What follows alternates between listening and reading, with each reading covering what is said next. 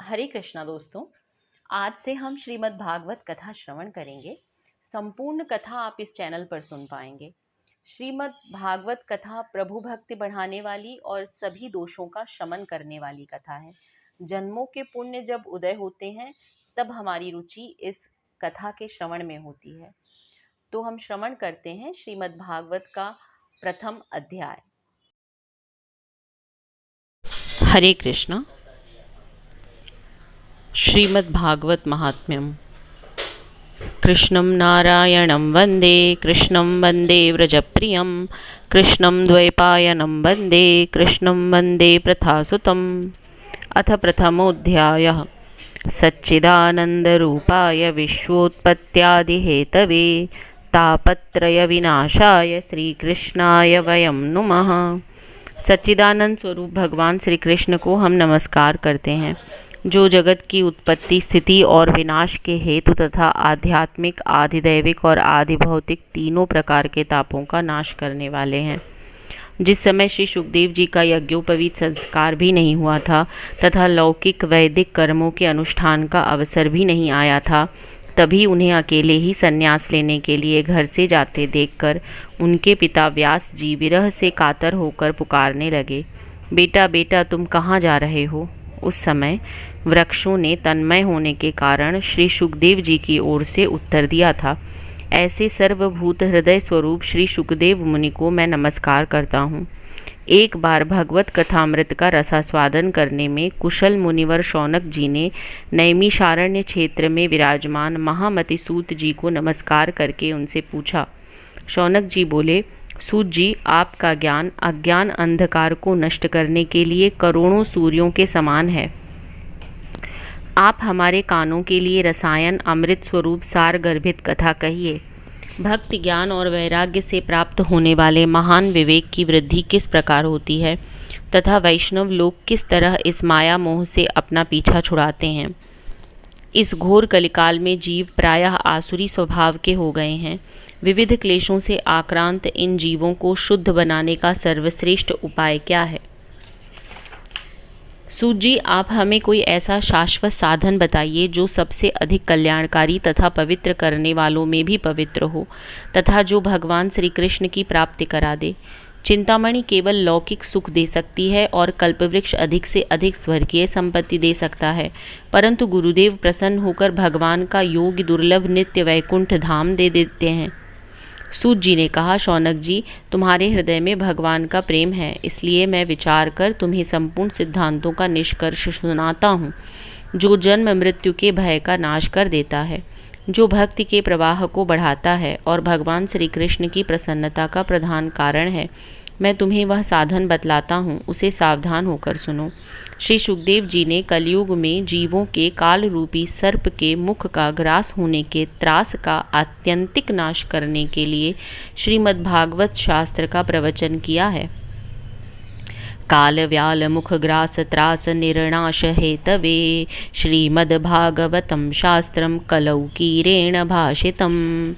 मन की शुद्धि के लिए इससे बढ़कर कोई साधन नहीं है। जब मनुष्य के जन्म जन्मांतर का पुण्य उदय होता है तभी उसे इस भागवत शास्त्र की प्राप्ति होती है। एतस्माद् परम किंचिन मनः शुद्धये न विद्यते जन्मांतरे भवेत् पुण्यम तदा भागवतम लभेत।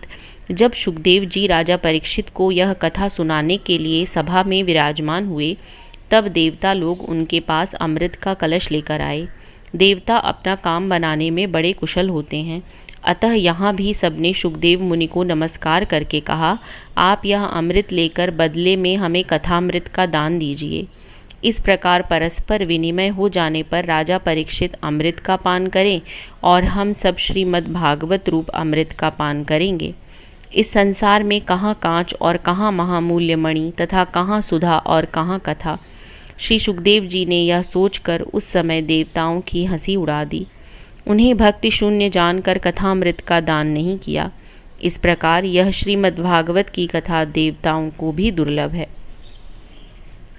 पूर्व काल में श्रीमद् भागवत के श्रवण से ही राजा परीक्षित की मुक्ति देखकर ब्रह्मा जी को भी बड़ा आश्चर्य हुआ था। उन्होंने सत्यलोक में तराजू बांधकर सब साधनों को तौला। अन्य सभी साधन तौल में हल्के पड़ गए। अपने महत्व के कारण भागवत ही सबसे भारी रहा। यह देखकर सभी ऋषियों को बड़ा विस्मय हुआ। उन्होंने कलयुग में इस भगवत रूप भागवत शास्त्र को ही पढ़ने सुनने से तत्काल मोक्ष देने वाला निश्चय किया। सप्ताह विधि से श्रवण करने पर यह निश्चय भक्ति प्रदान करता है।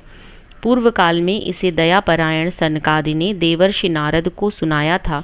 यद्यपि देवर्षि ने पहले ब्रह्मा जी के मुख से इसे श्रवण कर लिया था, तथापि सप्ताह श्रवण की विधि तो उन्हें सनकादि ने ही बताई थी। शौनक जी ने पूछा, सांसारिक प्रपंच से मुक्त एवं विचरणशील नारद जी का सनकादि के साथ संयोग कहाँ हुआ और विधि विधान के श्रवण में उनकी प्रीति कैसे हुई? सूत जी ने कहा, अब मैं तुम्हें वह भक्तिपूर्ण कथानक सुनाता हूँ जो श्री सुखदेव जी ने मुझे अपना अनन्य शिष्य जानकर एकांत में सुनाया था। एक दिन विशालापुरी में वे चारों निर्मल ऋषि सत्संग के लिए आए। वहाँ उन्होंने नारद जी को देखा। सनकादि ने पूछा, ब्राह्मण, आपका मुख उदास क्यों हो रहा है? आप चिंतातुर कैसे हैं? इतनी जल्दी जल्दी आप कहाँ जा रहे हैं और आपका आगमन कहाँ से हो रहा है? इस समय तो आप उस पुरुष के समान व्याकुल जान पड़ते हैं जिसका सारा धन लुट गया हो। आप जैसे आसक्ति रहित पुरुषों के लिए यह उचित नहीं है। इसका कारण बताइए। नारद जी ने कहा, मैं सर्वोत्तम लोक समझकर पृथ्वी में आया था। यहाँ पुष्कर, प्रयाग, काशी, गोदावरी, नासिक, हरिद्वार, कुरुक्षेत्र, श्रीरंग और सेतुबंध आदि कई तीर्थों में मैं इधर उधर विचरता रहा, किंतु मुझे कहीं भी मन को संतोष देने वाली शांति नहीं मिली। इस समय अधर्म के सहायक कलयुग ने सारी पृथ्वी को पीड़ित कर रखा है। अब यहाँ सत्य, तप, शौच, बाहर भीतर की पवित्रता, दया, दान आदि कुछ भी नहीं है।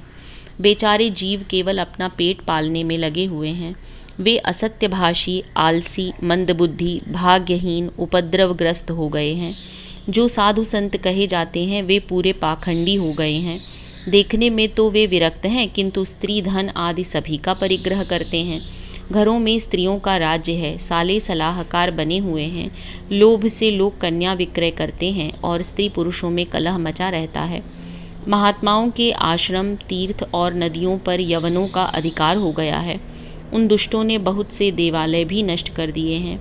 इस समय यहाँ न कोई योगी है, न सिद्ध है, न ज्ञानी है और न सत्कर्म करने वाला ही है।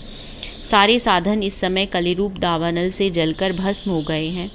इस कलयुग में सभी देशवासी बाजारों में अन्न बेचने लगे हैं। ब्राह्मण लोग पैसा लेकर वेद पढ़ाते हैं और स्त्रियां वैश्यावृत्ति से निर्वाह करने लगी हैं। इस तरह कलयुग के दोष देखता और पृथ्वी पर विचरता हुआ मैं यमुना जी के तट पर पहुंचा, जहां भगवान श्री कृष्ण की अनेकों लीलाएं हो चुकी हैं। मुनिवरों सुनिए, वहां मैंने एक बड़ा आश्चर्य देखा। वहां एक युवती स्त्री खिन्न मन से बैठी थी। उसके पास दो वृद्ध पुरुष अचेत अवस्था में पड़े जोर जोर से सांसें ले रहे थे। वह तरुणी उनकी सेवा करती हुई कभी उन्हें चेत कराने का प्रयत्न करती और कभी उनके आगे रोने लगती थी। वह अपने शरीर के रक्षक परमात्मा को दशों दिशाओं में देख रही थी। उसके चारों ओर सैकड़ों स्त्रियां उसे पंखा झल रही थीं और बार बार समझाती जाती थीं।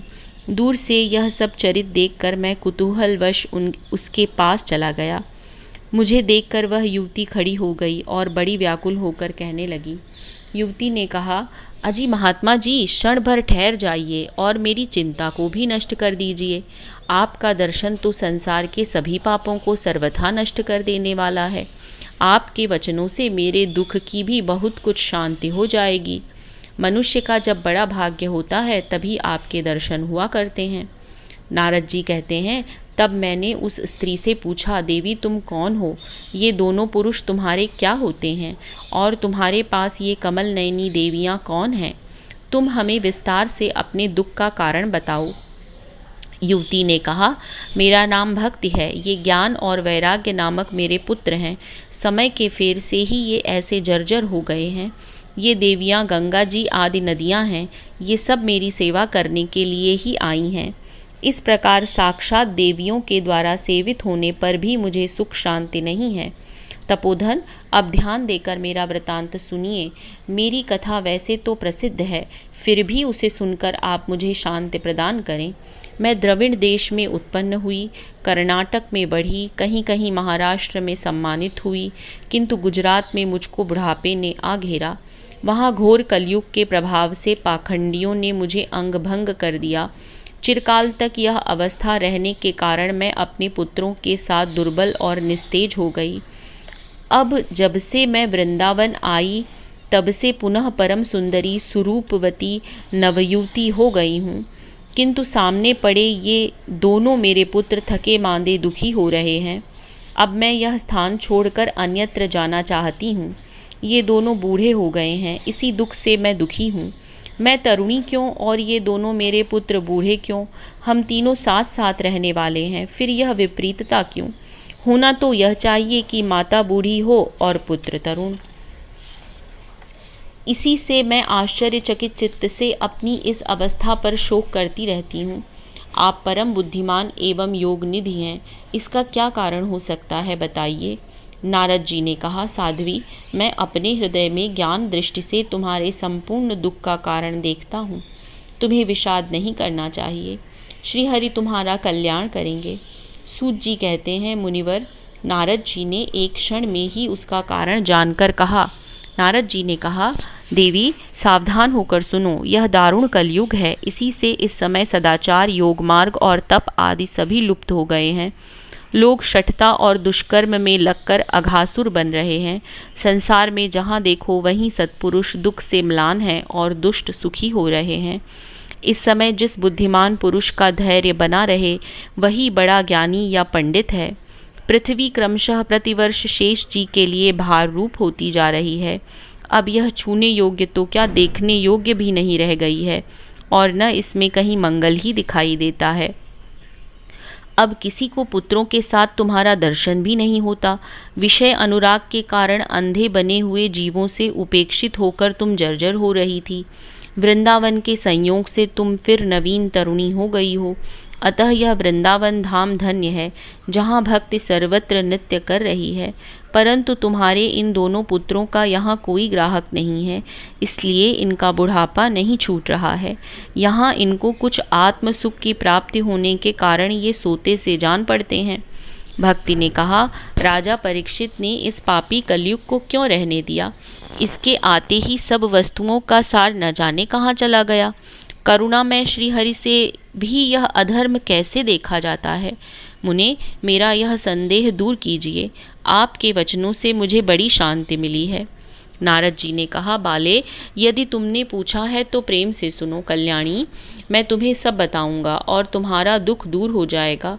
जिस दिन भगवान श्री कृष्ण इस भूलोक को छोड़कर अपने परम धाम को पधारे, उसी दिन से यहाँ संपूर्ण साधनों में बाधा डालने वाला कलयुग आ गया।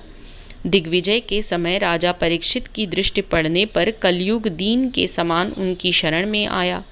भ्रमर के समान सारग्राही राजा ने यह निश्चय किया कि इसका वध मुझे नहीं करना चाहिए, क्योंकि जो फल तपस्या, योग एवं समाधि से भी नहीं मिलता, कलयुग में वही फल श्री हरि कीर्तन से ही भली भांति मिल जाता है। इस प्रकार सारहीन होने पर भी उसे इस एक ही दृष्टि से सार युक्त देखकर उन्होंने कलयुग में उत्पन्न होने वाले जीवों के सुख के लिए ही इस कलयुग को रहने दिया था। इस समय लोगों के कुकर्म में प्रवृत्त होने के कारण सभी वस्तुओं का सार निकल गया है और पृथ्वी के सारे पदार्थ बीजहीन भूसी के समान हो गए हैं। ब्राह्मण केवल अन्न धन आदि के लोभवश घर घर एवं जन जन को भागवत की कथा सुनाने लगे हैं, इसलिए कथा का सार चला गया। तीर्थों में नाना प्रकार के अत्यंत घोर कर्म करने वाले नास्तिक और नारकी पुरुष भी रहने लगे हैं, इसलिए तीर्थों का भी प्रभाव जाता रहा। जिनका चित्त निरंतर काम, क्रोध, महान लोभ और तृष्णा से तपता रहता है, वे भी तपस्या का ढोंग करने लगे हैं, इसलिए तप का भी सार निकल गया।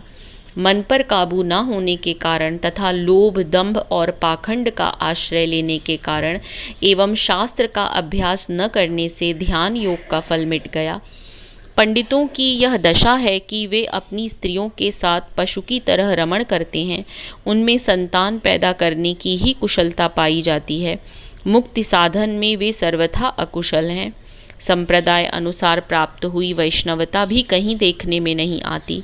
इस प्रकार जगह जगह सभी वस्तुओं का सार लुप्त हो गया है। यह तो इस युग का स्वभाव ही है, इसमें किसी का दोष नहीं है। इसी से पुंडरीकाक्ष भगवान बहुत समीप रहते हुए भी यह सब सह रहे हैं। सूत जी कहते हैं, शौनक जी, इस प्रकार देवर्षि नारद के वचन सुनकर भक्ति को बड़ा आश्चर्य हुआ। फिर उसने जो कुछ कहा उसे सुनिए। भक्ति ने कहा, देवर्षे, आप धन्य हैं। मेरा बड़ा सौभाग्य था जो आपका समागम हुआ। संसार में साधुओं का दर्शन ही समस्त सिद्धियों का परम कारण है। आपका केवल एक बार का उपदेश धारण करके कयाधु कुमार प्रहलाद ने माया पर विजय प्राप्त कर ली थी। ध्रुव ने भी आपकी कृपा से ही ध्रुव पद प्राप्त किया था। आप सर्वमंगलमय और साक्षात श्री ब्रह्मा जी के पुत्र हैं। मैं आपको नमस्कार करती हूँ। इति श्री पद्म पुराणे उत्तरखंडे श्रीमद्भागवत महात्म्ये भक्ति नारद समागमो नाम प्रथमोऽध्यायः। हरे कृष्णा। धन्यवाद आप सभी श्रोताओं का कथा को श्रवण करने के लिए। कृपया इसे लाइक और सब्सक्राइब करें और शेयर भी करें ताकि और लोग भी इस भागवत कथा का रसपान कर सकें। धन्यवाद। हरे कृष्णा।